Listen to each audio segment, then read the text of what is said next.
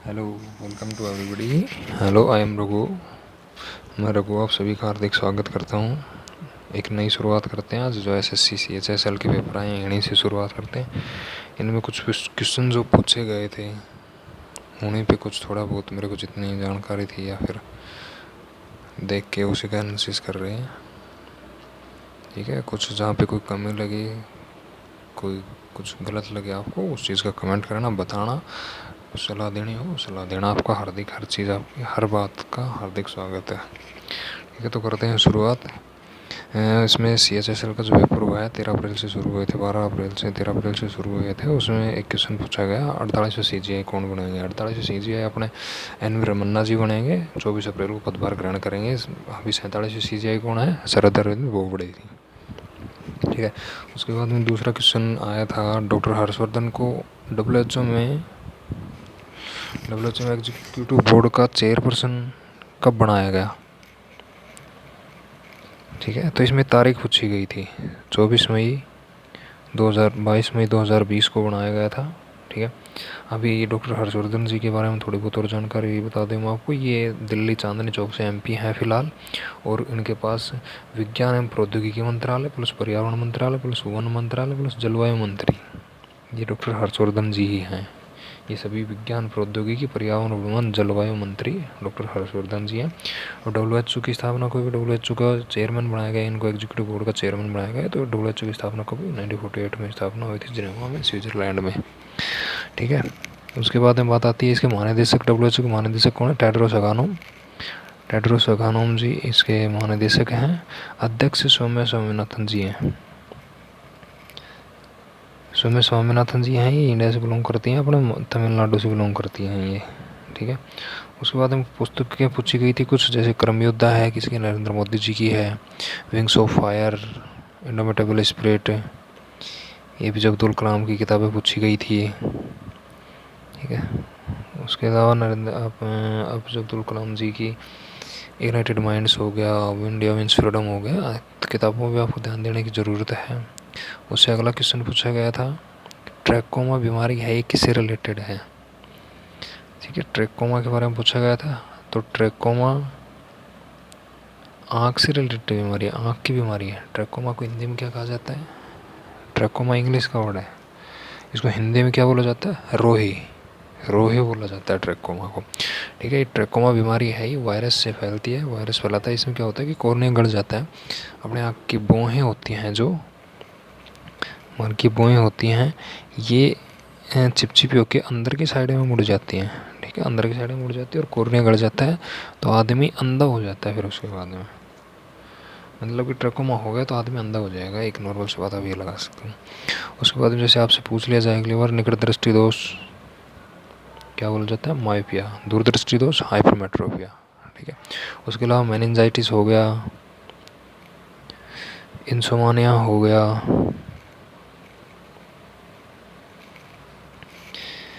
ये मस्तिष्क रोग हैं। ठीक है, ये मस्तिष्क रोग होते हैं। इससे फिर अगला एक क्वेश्चन पूछा गया था, नपुंसकता किससे, किसकी कमी से होता है, किस विटामिन की कमी से होता है। विटामिन A की कमी से होता है नपुंसकता। और नपुंसकता विटामिन A की कमी से होता है। विटामिन A को सुंदरता का विटामिन भी बोला जाता है। ठीक है, जो सुंदरता को बढ़ावा देने वाले और फोड़े फोड़े से चेहरे होते हैं या फिर इनको साफ करने में विटामिन A का प्रयोग किया जाता है। ठीक है, उसके बाद में एक मोस्ट इम्पोर्टेंट चीज़ आई है, खेलो इंडिया यूथ गेम्स 2021 के कहाँ होंगे, ये पूछा गया पेपर में। तो इसमें है 2021 के खेलो इंडिया यूथ गेम्स पंचकुला में होंगे। ठीक है, पंचकुला में होंगे। अब ये 2021 वाले हैं, ये कौन से हैं, ये चौथे नंबर के गेम होंगे। अभी होंगे कि नहीं होंगे वो तो आगे पता चलेगा। मेनली क्या होता है कि ये मेनली नहीं होता है ईयरली में, और ये फोर्थ एडिशन है ये खेलो इंडिया यूथ गेम्स का। 2018 में शुरुआत हुई थी। ठीक है, 2018 में शुरुआत हुई थी। 2018 में पहला गेम दिल्ली में हुआ था, 2018 में पहला गेम खेलो इंडिया यूथ गेम्स पहली बार दिल्ली में हुए थे। तो उनमें कौन जीता था, पहले स्थान पे हरियाणा रहा था, दूसरे पे महाराष्ट्र रहा था, और तीसरे नंबर पे दिल्ली रही थी। ठीक है, उसके अलावा 2019 का जो खेलो इंडिया यूथ गेम हुआ था वो कहाँ पे हुआ था? पुणे महाराष्ट्र में हुआ था। उसमें पहले स्थान पे महाराष्ट्र रहा था, दूसरे पे हरियाणा रहा था और तीसरे पे दिल्ली रही। दिल्ली का तीसरा स्थान फिक्स था। 3 एडिशन हुए अभी तक, तीनों में 3 सेशन में 3 बार ये गेम हो चुके हैं। तीनों में दिल्ली तीसरे नंबर पर रही है। पहला 2018 में उसमें पहले स्थान पे हरियाणा आया था, दूसरे पे महाराष्ट्र आया था, दूसरे में भी और तीसरे में भी। तीसरा 2020 में हुआ था, गुवाहाटी असम में हुआ था, उसमें पहले नंबर पे महाराष्ट्र रहा था, दूसरे पे हरियाणा, तीसरे पे दिल्ली रही थी। अब आगे आता है एडीबी से पूछा गया था कुछ कि एडीबी की सदस्य संख्या कितनी है। तो एडीबी एशियन डेवलपमेंट बैंक है, जो एशियन डेवलपमेंट बैंक है जिसकी स्थापना 19 दिसंबर 1966 को हुई थी। 19 दिसंबर 1966 को हुई थी, मनीला में, फिलीपींस में हुई थी। इसके सदस्य देश वर्तमान में 68 सदस्य हैं इसमें, ठीक है, 68 सदस्य हैं। और इसके एक मेन इंपॉर्टेंट बात है कि इसके क्षेत्रीय कार्यालय भी कई बार पूछ जाते हैं, एडीबी के क्षेत्रीय कार्यालय कितने हैं। तो एडीबी के क्षेत्रीय कार्यालय 31 हैं, 31 क्षेत्रीय कार्यालय हैं इसके, ठीक है। हाँ जी, अभी अगला आगे देखते हैं क्या है। अगली बात आती है खेलो इंडिया यूथ गेम्स। ये तो हो गया 2021 में पंचकुला में होना है, एडीबी का भी हो गया। थायमिन कौन से विटामिन को बोला जाता है? किस विटामिन का रासायनिक नाम थायमिन है? तो ये आपको बता दें मैं, विटामिन B1 होती है, जो बी और B1 एक ही होती है, उसका रासायनिक नाम थायमिन होता है, ठीक है। अभी बी के जो हैं उन पे और आपको मैं बताऊं तो जैसे विटामिन B2 है, B2 को क्या बोला जाएगा? B2 को क्या बोला जाता है? Riboflavin. B3 niacin, B5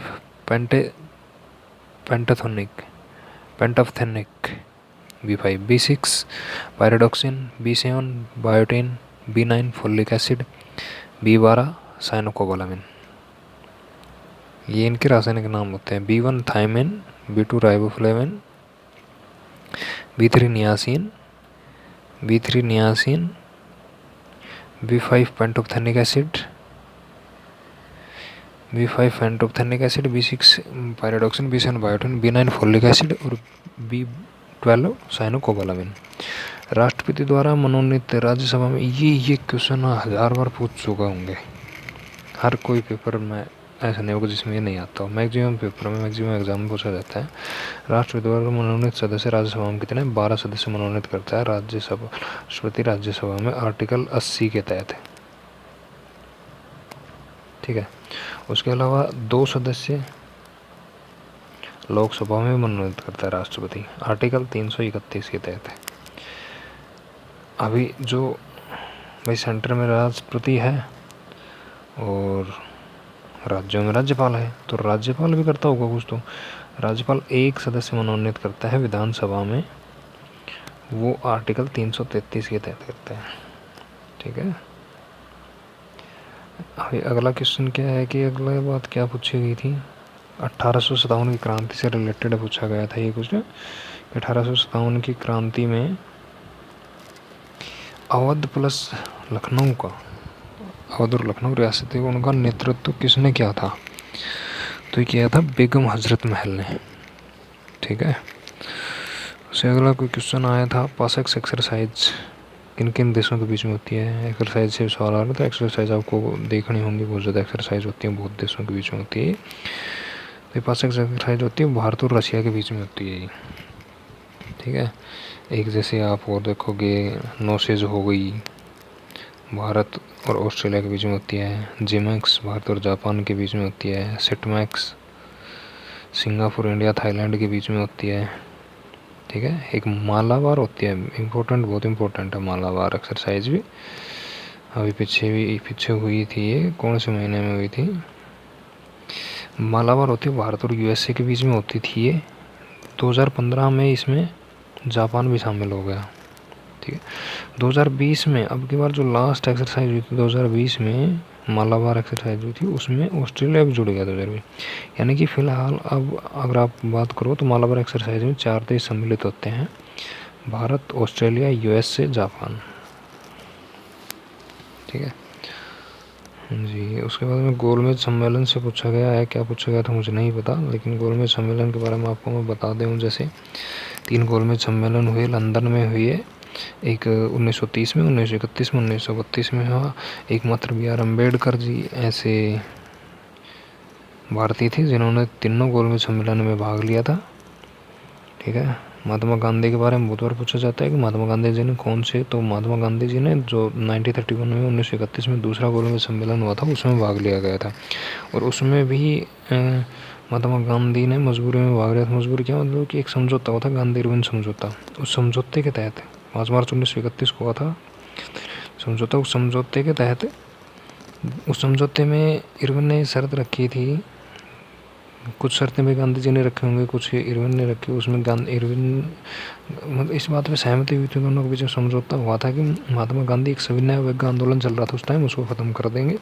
number दूसरी बात, जो सेकंड उस टाइम 1931 में हुआ था गांधी इरविन समझौता, तो उसके थोड़े दिन बाद में ही गोलमेज सम्मेलन होना था। तो इरविन ने ये शर्त रखी थी कि आपको सेकंड जो हो रही है अभी गोलमेज सम्मेलन हो रहा है उसमें भी प्रेजेंट होना होगा आपको। तब उस गांधी इरविन समझौते के तहत महात्मा गांधी जी दूसरे गोलमेज सम्मेलन 1931 वाले में सम्मिलित हुए थे। ठीक है। उसके बाद में आता है स्टडी ऑफ मैप्स। मैप मतलब मानचित्र की स्टडी। मानचित्रों की स्टडी क्या कहलाती है, कार्टोग्राफी बोलते हैं उसको। कार्टोग्राफी होता है मेरे हिसाब से, बाकी आप देखना। ठीक है। तापमान मापने से पूछा गया था, क्या पूछा गया था मेरे को नहीं पता। ठीक है। तो तापमान थर्मामीटर, तापमान मापने के मेनली 3 मीटर होते हैं। एक थर्मामीटर होता है, एक पायरोमीटर होता है, एक अल्कोहल थर्मामीटर होता है। तो जो अपन नॉर्मल टेम्परेचर मापते हैं ना, वो अपने थर्मामीटर से मापते हैं, समझे। पायरोमीटर क्या होता है, अति उच्च टेम्परेचर होता है, बहुत हाई, जैसे 1000 डिग्री, 2000, 5000, 50,000 डिग्री सेल्सियस ऐसे होते हैं। जो हाई डिग्री टेम्परेचर होते हैं वो पायरोमीटर से मापे जाते हैं। ठीक है। एल्कोहल थर्मामीटर होता है जो मिनिमम बहुत ज़्यादा डाउन होते हैं, -10 डिग्री, -50 डिग्री, -90 डिग्री, -100 डिग्री, ऐसे जो टेम्परेचर मापे जाते हैं, मतलब कि अति न्यून तापमान जो नापा जाता है वो अल्कोहल थर्मामीटर से मापा जाता है। ठीक है। अभी अगली बात क्या कह रहा है, अगला क्वेश्चन देखते हैं क्या है। अगला ये अभी खेलो इंडिया यूथ गेम्स आए थे, ये दूसरा आ गया। खेलो इंडिया यूनिवर्सिटी गेम्स से भी पूछा गया है एग्ज़ाम में। तो इसके बारे में क्या पूछा था मुझे नहीं पता क्या पूछा था, लेकिन इसके बारे में जो भी अब तक हुआ है, ये 2020 में शुरुआत हुई है। और ये खेलो इंडिया यूथ गेम्स जो हुए थे उनके बाद में इनको शुरू किया गया उनकी सफलता को देखते हुए। ठीक है। इसका फर्स्ट एडिशन 2020 में हुआ था, उड़ीसा में हुआ था, भुवनेश्वर में हुए थे ये खेलो इंडिया यूनिवर्सिटी गेम। पहली बार भुवनेश्वर उड़ीसा में हुए थे। ठीक है। और इसमें पहले स्थान पे पंजाब यूनिवर्सिटी आई थी। पंजाब यूनिवर्सिटी चंडीगढ़ में है जो, ठीक है, पंजाब यूनिवर्सिटी एक पंजाब में है वो नहीं, पंजाब यूनिवर्सिटी चंडीगढ़ में है। पंजाब यूनिवर्सिटी जो चंडीगढ़ वाली है वो पहले स्थान पे रही थी, दूसरे स्थान पे पुणे से रही थी, महाराष्ट्र के। 2021 का जो खेलो इंडिया यूथ गेम्स है वो कर्नाटक में होना है। होता है कि नहीं होता है ये तो कोविड महाराज बताएंगे, आगे की बात आगे देखेंगे। होता है तो फिर भाई वो भी याद करेंगे, वो भी ध्यान करेंगे अपना। ठीक है। एक first chief of defence staff, ये नया पद बनाया गया था। भारतीय army, air force, navy, army, air force, navy तीनों का सम्मिलित पद है ये। ठीक है। रक्षा मंत्री के बाद में मेन यही बताया गया है। ठीक है। चीफ ऑफ डिफेंस स्टाफ पहले बिपिन रावत जी हैं जो पहले आर्मी चीफ थे। ठीक है। ये चीज़ ध्यान रखनी, ये बहुत बार क्वेश्चन पूछा जा चुका है ये भी। अभी अगला क्वेश्चन क्या पूछा गया, भारत के महाधिवक्ता 2020 में भारत के महाधिवक्ता कौन है, तुषार मेहता जी हैं। तुषार मेहता जी हैं। अब ये आपसे कोई पूछे कि भाई हाँ, शायद मेरे हिसाब से आर्टिकल 165 165 के तहत महाधिवक्ता की नियुक्ति की जाती है राष्ट्रपति के द्वारा। ठीक है। एक धार्मिक त्योहारों से क्वेश्चन पूछा गया है कि साकेवा धार्मिक त्यौहार कहाँ मनाया जाता है, कौन से स्टेट में मनाया जाता है, सिक्किम में मनाया जाता है साकेवा। क्या होता है ये साकेवा, इसमें क्या होता है पता नहीं इस चीज़ का मुझे। ठीक है। अंतर्राष्ट्रीय पतंग महोत्सव पूछा गया था। अंतर्राष्ट्रीय पतंग महोत्सव गुजरात में मनाया जाता है। ठीक है। पीछे इसमें बहुत सेलिब्रिटी भी गई थी, बहुत हवा ही रहा था ये, बहुत ज़्यादा मतलब इसकी मार्केटिंग हुई थी बहुत ज़्यादा, उछल कूद हुई थी इसमें। अगला क्वेश्चन आता है लखनऊ समझौता हुआ था 1916 में, 1916 में लखनऊ समझौता हुआ, तो इस समझौते पर हस्ताक्षर किसने किए थे, ये क्वेश्चन पूछा गया था। एक कांग्रेस का लखनऊ अधिवेशन हुआ था 1916 में, जिसमें कांग्रेस के नरम और गरम दल मिल गए थे। अंबिका चरण मजूमदार ने उसकी अध्यक्षता की थी। लेकिन ये लखनऊ समझौता है 1916 में लखनऊ समझौता हुआ था, ये बाल गंगाधर तिलक और मोहम्मद अली जिन्ना के बीच में हुआ था। इन दोनों ने इसके ऊपर हस्ताक्षर किए थे। ये चीज़ ध्यान करनी, ये क्वेश्चन पूछा गया था इसमें, बढ़िया क्वेश्चन पूछा गया था, ये लड़का क्वेश्चन नहीं था ये। ठीक है, आगे की बात अगर देखो तो आप जोग जलप्रपात पूछा गया था। जोग, इसका दूसरा नाम गरसोप्पा जोग या गरसोप्पा जलप्रपात है, जो कहाँ पे, कर्नाटक में श्रावती नदी पे। बंदरगाह से क्वेश्चन आया था, तुतिकोण बंदरगाह। तुतिकोण बंदरगाह तमिलनाडु में है, चेन्नई में है तमिलनाडु में। नया नाम इसका के कामराज है, नया नाम रखा गया के कामराज बंदरगाह। ठीक है, इसकी खास बात क्या है तुतिकोण बंदरगाह की, सबसे बड़ी बात यह है कि इसमें जहाज़ है ना वो 5 किलोमीटर अंदर खड़े होते हैं, समुद्र में खड़े होते हैं 5 किलोमीटर। ठीक है, हाँ, मेन किनारे पे आके खड़े नहीं करते, उनको 5 किलोमीटर समुद्र में रखते हैं। ठीक है, अगला देखते हैं, अगले में क्या बताया भाई। रेडियो धर्मिता का मापक पूछा गया था। रेडियो धर्मिता का मापक क्या होता है भाई, तो रेडियो धर्मिता को जिससे मापते हैं वो होता है गाइगर मूलर काउंटर द्वारा मापा जाता है, गाइगर मूलर काउंटर। ठीक है, रेडियो धर्मिता का मापक है गाइगर मूलर काउंटर और मात्रक होता है क्यूरी या रदरफोर्ड। ये चीज़ भी आपको याद रखनी है, अब नहीं तो अगले क्वेश्चन में, अगले एग्जाम में पूछ ले किसी में, मात्रक क्या होता है, क्यूरी या रदरफोर्ड। ठीक है, हाँ जी। तो एक और चीज़ ये कि रेडियो धर्मिता की खोज किसने की थी, हेनरी बेक्यूरेल ने की थी। हेनरी बेक्यूरेल ने 1896 1896 में की थी। और किस में खोजा था, यूरेनियम में खोजा गया था ये। ठीक है, हेनरी बेक्यूरेल ने खोज की थी और यूरेनियम में की थी। 1896 में की थी रेडियो धर्मिता की खोज। रेडियो धर्मिता का मापक गाइगर मूलर काउंटर और मात्रक क्यूरी रदरफोर्ड होता है। अगला पूछा गया था साइटोलॉजी। साइटोलॉजी किस चीज़ का अध्ययन है, कोशिकाओं के अध्ययन को साइटोलॉजी बोला जाता है। एक हिस्टोलॉजी होता है, हिस्टोलॉजी होता है, उत्तक होते हैं जो टिश्यू होते हैं ना शरीर में, उन टिश्यू का अध्ययन, उनकी जो स्टडी होती है उसको हिस्टोलॉजी बोला जाता है। ठीक है, ब्रह्मांड, ये क्वेश्चन नहीं पूछा गया है, ये ब्रह्मांड का अध्ययन क्या कहलाता है, समझ तो, ब्रह्मांड का अध्ययन कॉस्मोलॉजी कहलाता है। ठीक है, राष्ट्रपति, अरे यार ये क्वेश्चन तो लाख बार भी नहीं पूछ लिया होगा। राष्ट्रपति अध्यादेश कौन से आर्टिकल के तहत जारी करता है, राष्ट्रपति अध्यादेश जारी करता है आर्टिकल 123 के तहत। अच्छा जी, राष्ट्रपति करता है। एक राज्यपाल भी अध्यादेश जारी करता है, वो कौन से करता है, आर्टिकल 213 के तहत। एक जो यूनियन टेरिटरी होते हैं, केंद्र शासित प्रदेश होते हैं, इनमें उप राज्यपाल होता है, वो भी अध्यादेश जारी करता है।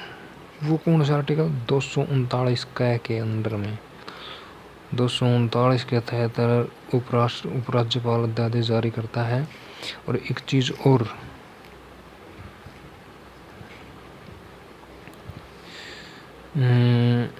वायसराय को या गवर्नर जनरल को, भारतीय ब्रिटिश काल में गवर्नर जनरल या वायसराय को अध्यादेश जारी करने की शक्ति प्राप्त हुई थी। उस टाइम भी मिली थी ये चीज़ कि वायसराय कोई भी अध्यादेश जारी कर सकता है, जैसे लाइक दैट अभी अपने राष्ट्रपति अध्यादेश जारी करता है, वैसे ही उस टाइम गवर्नर जनरल भी अध्यादेश जारी कर सकता था। तो वो कौन से एक्ट के थ्रू में ये बात आई थी, कौन से एक्ट में ये बात रखी गई थी, किस एक्ट के तहत परमिशन दी गई थी, तो 1861 का एक्ट आया था। 1861 में जो एक्ट आया था उसमें गवर्नर जनरल को अध्यादेश जारी करने की शक्ति प्राप्त हुई थी। ठीक है, ये थोड़ा सा यार ये गड़बड़ हो जाता है इसमें जी। ये जल की कठोरता से पूछा गया था। अगला क्वेश्चन क्या था, ये सभी इसमें मैंने, मेरे को जितना पता था मैंने बताया आपको। जल की कठोरता से क्या था वो आप देखना, जिसने दिया होगा उसको पता होगा कि जल की कठोरता से कौन सा क्वेश्चन आया था। तो जल में कठोरता 2 तरह की होती है, एक स्थायी कठोरता होती है, एक अस्थायी कठोरता होती है। स्थायी कठोरता होती है कैल्शियम मैग्नीशियम के सल्फेट प्लस क्लोराइड लवणों के घुले होने के कारण स्थायी कठोरता होती है। ठीक है, कैल्शियम मैग्नीशियम के सल्फेट प्लस क्लोराइड, कि लवण घुले होने के कारण अस्थायी कठोरता होती है, वो तो कैल्शियम मैग्नीशियम के बाइकार्बोनेट लवण घुले होते हैं जल में, तब अस्थायी कठोरता आती है। अब इनको दूर करने का भी कोई उपाय होगा, तो दूर करने के लिए जो स्थायी कठोरता है जिसमें कैल्शियम मैग्नीशियम सल्फर क्लोराइड के लवण मिले होते हैं उसको वॉशिंग सोडा की सहायता से शुद्ध किया जा सकता है, उसकी सहायता से स्थायी कठोरता दूर की जा सकती है। और अस्थायी कठोरता को दूर करने के लिए जल में भुजा हुआ चूना डाला जाता है, भुजा हुआ चूना डाल करके और फिर उसको साफ किया जाता है, अस्थायी कठोरता को दूर किया जाता है। ठीक है, अगला क्वेश्चन पूछा गया था जेम्स चैडविक। जेम्स चैडविक ने किस परमाणु की किस वाक्य की खोज की, ऐसे कुछ पूछा गया होगा, मुझे नहीं पता, तो आपको बता दूँ जेम्स चैडविक ने न्यूट्रॉन की खोज की थी। ठीक है, जेम्स चैडविक ने न्यूट्रॉन की खोज की थी, 1932 में खोज की थी। कैसे खोज की थी? बेरिलियम धातु पे, बेरिलियम पे अल्फा कणों की बौछार की गई थी और अल्फा कणों की बौछार करने पर न्यूट्रॉन की उत्पत्ति हुई थी, तब उसने न्यूट्रॉन को नोटिस किया था। ठीक है, न्यूट्रॉन होता है वो आवेश रहित उदासीन कण होता है, आवेश रहित होता है, कोई आवेश नहीं होता है न्यूट्रॉन पे, उदासीन कण होता है बिल्कुल। हाँ, इसका द्रव्यमान होता है प्रोटॉन के बराबर होता है, 1.67 × 10⁻27 kg, ये इसका द्रव्यमान होता है न्यूट्रॉन का, ये भी ध्यान रखनी चाहिए। एक न्यूट्रॉन जो प्रोटॉन न्यूट्रॉन पॉजिट्रॉन फलाना निकल जो भी है ना, इनमें सबसे मैक्सिमम भेदन क्षमता, मैक्सिमम सबसे ज़्यादा भेदन क्षमता न्यूट्रॉन कण की ही होती है, कणों में की बात की जाए तो। ठीक है, एक ये ग्रेट इंडियन बस्टर्ड अभ्यारण्य पूछा गया था। ग्रेट इंडियन बस्टर्ड अभ्यारण्य कहाँ पे है? तो ये महाराष्ट्र में है। ठीक है, इस चीज़ को भी देखना आप, ग्रेट इंडियन बस्टर्ड महाराष्ट्र में है, ग्रेट इंडियन बस्टर्ड अभ्यारण्य महाराष्ट्र में है। उसके बाद में ये कुछ फुल फॉर्म सोची गई थी। LCD ये बहुत बार पूछा जा चुका है, LCD लिक्विड क्रिस्टल डिस्प्ले होता है, सबको पता है, कोई भी पब्लिक में ऐसा आदमी नहीं होगा, दुनिया में कोई ऐसा आदमी नहीं होगा मेरे हिसाब से जिसको ये नहीं पता होगा, LCD लिक्विड क्रिस्टल डिस्प्ले। दूसरा पूछा गया था ASCII, ASCII, ये होता है American standard code for information interchange, इसका होता है। एक JPG पूछा गया था, जॉइंट फोटोग्राफिक एक्सपर्ट्स ग्रुप। ठीक है, एक ये कोई भारत सरकार का प्राधिकरण है, कोई अथॉरिटी है, कोई एजेंसी है, NDMA, NDMA का फुल फॉर्म पूछा गया था, तो ये होता है नेशनल डिजास्टर मैनेजमेंट अथॉरिटी, मतलब क्या होता है? राष्ट्रीय आपदा प्रबंधन अधिकरण। ठीक है, राष्ट्रीय आपदा प्रबंधन अधिकरण का मतलब कि भाई जो अपने देश में आपदाएं आती हैं, प्राकृतिक आपदाएं जो भी आती हैं या फिर कैसी भी आपदा हो, वो आपदा प्रबंधन प्राधिकरण के अंडर में ही उस पर काम किया जाता है। ICR पूछा गया था, एक Indian council of agriculture research होता है, इसकी full form ICR, Indian council of agricultural research का शॉर्ट रूप है ICR, यानी कि हिंदी में बात करें तो भारतीय कृषि अनुसंधान परिषद, ICAR। एक पिपारा वन्य जीव अभ्यारण्य पूछा गया था। पीछे एक और पूछा गया था, कौन सा पूछा गया था? ग्रेट इंडियन बस्टर्ड अभ्यारण्य महाराष्ट्र में है। ठीक है, ये पिपारा वन्य जीव अभ्यारण्य केरल में है, केरल में है। एक ये क्वेश्चन पूछा, बड़ा अजीबोगरीब क्वेश्चन पूछा गया, ये वाइन सिटी ऑफ इंडिया, दारू की नगरी कौन सी है भाई हिंदुस्तान में? दारू की नगरी wine city of India Nashik को बोला जाता है। नासिक में अंगूर सबसे ज़्यादा पैदा होते हैं और अंगूर ज़्यादा पैदा होते हैं, नॉलेज पाता वहाँ पर दारू ज़्यादा बनती होगी, नहीं ये कन्फर्म है, इस चीज़ का आप देख सकते हो। नासिक को वाइन सिटी ऑफ इंडिया बोला जाता है और smoke city of India Kolkata को बोला जाता है। ठीक है, दुनिया में सुरूर सुराहों का देश किसे कहा जाता है? फ्रांस को, फ्रांस को सुरूर सुराहों का देश कहा जाता है। तो ये कुछ थे क्वेश्चन, अभी और आगे जो आएंगे मेरे पास वो मैं फिर उन पे बना दूँगा वीडियो। प्लीज़ सपोर्ट करें, वीडियो को लाइक करें, सब्सक्राइब करें, जहाँ पे कमी लगे वहाँ पे मेरे को सलाह दें। Okay everybody, thank you for watching.